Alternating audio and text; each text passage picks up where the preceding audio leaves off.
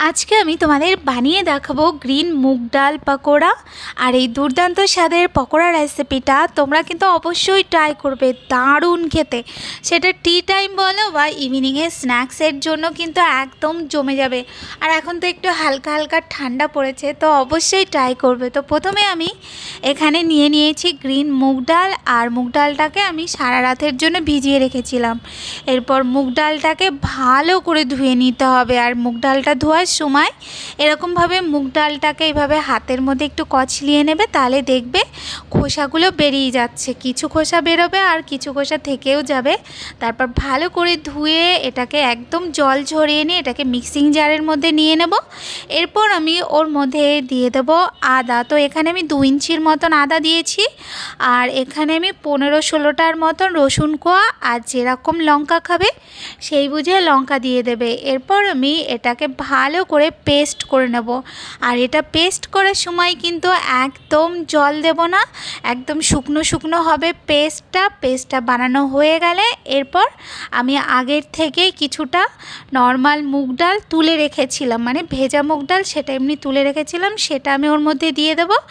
এরপর আমি ওর মধ্যে দিয়ে দেবো পেঁয়াজ আর ধনেপাতা, যেটাকে আমি ভালো করে একদম ছোট ছোট করে কুচি করে নিয়েছি। এরপর আমি ওর মধ্যে দিয়ে দেবো কিছু মশলা। তো এখানে আমি দিয়ে দিচ্ছি 1.5 চামচের মতন লবণ, দিয়ে দেবো আমি 2 চামচের মতন লঙ্কার গুঁড়ো, দিয়ে দেবো 1/2 চামচের মতন হলুদ গুঁড়ো, আর এখানে আমি দিয়ে দিচ্ছি 2 চামচের মতন ময়দাটা দিয়ে এরপর আমি ভালো করে এটাকে একটুখানি মিশিয়ে নিতে হবে। তো এখানে আমি চামচের সাহায্যে এটাকে মেশাচ্ছি, তোমরা চাইলে হাত দিয়েও ভালো করে এটা মিশিয়ে নিতে পারো। তো এটা ভালো করে যতক্ষণ মেশাচ্ছি ততক্ষণ তোমরা যদি আমার চ্যানেলে নতুন হয়ে থাকো তাহলে প্লিজ আমার চ্যানেলকে সাবস্ক্রাইব করে দিও। আর আমার রেসিপি যদি তোমাদের ভালো লাগে তাহলে অবশ্যই একটা লাইক আর কমেন্ট করতে ভুলো না কিন্তু। এরপর মেশানো হয়ে গেলে আমি আগের থেকে এখানে তেল বসিয়ে রেখেছিলাম। তেলটা যখন গরম হবে তখন আমি ওর মধ্যে একদম ছোট ছোট পকোড়া শেপে এইগুলোকে দিয়ে দেবো। এইগুলো কিন্তু বাইরের থেকে একদম ক্রিস্পি হবে আর ভেতরটা কিন্তু একটু নরম থাকবে। তারপর 3 থেকে 4 মিনিট মতন এটা হতে দিলে তারপর আস্তে করে এটা উল্টালেই দেখতে পারবে খুব ইজিলি এটা উল্টে যাচ্ছে।